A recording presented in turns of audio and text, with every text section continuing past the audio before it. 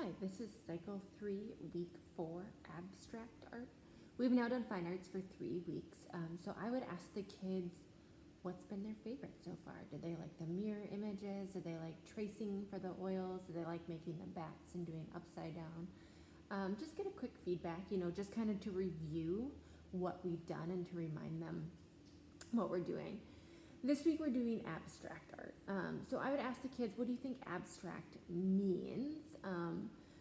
And sometimes it's harder for kids to grasp, older or younger. Maybe they don't consider it art, I think is the harder thing to grasp about it. They say, I don't get it. So you can, if you have any books at home, bring those in. In your blue folder, on the left-hand side, there are some images of abstract art. Some of the older kids have seen this a couple times, so you might want to do some different ones. But just talk about, what they see in them, and maybe how do you think the artist was feeling when he or she painted them? Those kinds of questions. And I put the definition of abstract art in your instructions just to give you an idea of what it is, and the older kids might appreciate that.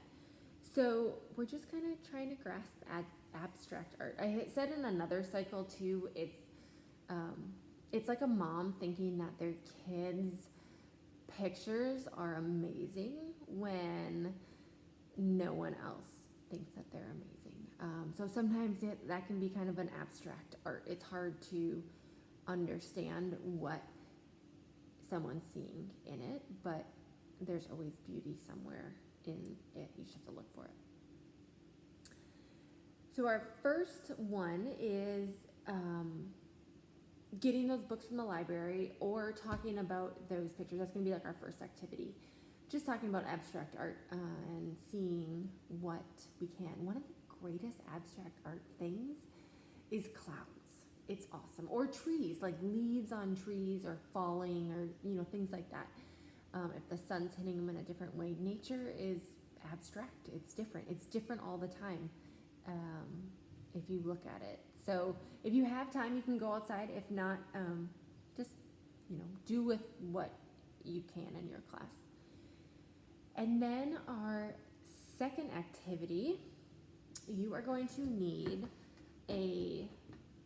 like a cookie sheet, a sheet of paper, name labels, Dixie cups, paint, marbles, gloves that are going to be in this thing for parents, tablecloth, art shirts for sure for this one, and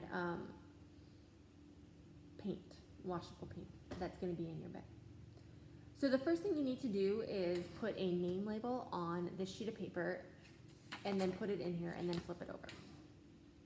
The next thing you're going to do is, again, this is however crazy you want to go in your class. If you want to introduce every single color for the temper paints, go ahead. If you only want to introduce 2, that'll be great too. So for simplicity wise right now, I just have 2 paints to show you how to do this project. So you're going to take a Dixie cup and a paint, and I'm going to show you how much I'm going to fill it. Not a lot. That's plenty. Okay. So, see that? Just a little bit. You're going to refill it, but that's all you need for right now. I did it already, so I'm going to take my marbles from here, and I'm going to put them in. I have 2 marbles, and I'm going to put them into the paint, and then I'm going to swish them around. Okay. It is washable paint, so if like kids get really crazy, it should come out. It will come out, but maybe just tell them like, hey, let's try and keep this clean or whatever. So I have my marbles that are completely coated in paint now. And you can tell from like these ones that are not. What I'm going to do is I'm just going to add some gold paint, a little bit more to this one. And I'm going to shake them up. Okay? And you will see they are coated in paint. And you can do this one of 2 ways. You can dump both sets of marbles onto the sheet, or you can do it one at a time. I thought it was a little bit better one at a time, but if you feel like you want 4 on there, that's fine. So I'm going to, and the reason that we don't put a lot of paint in there is because I can just dump it out. And then the marbles come out, but not the paint, okay? So then you're gonna move them around.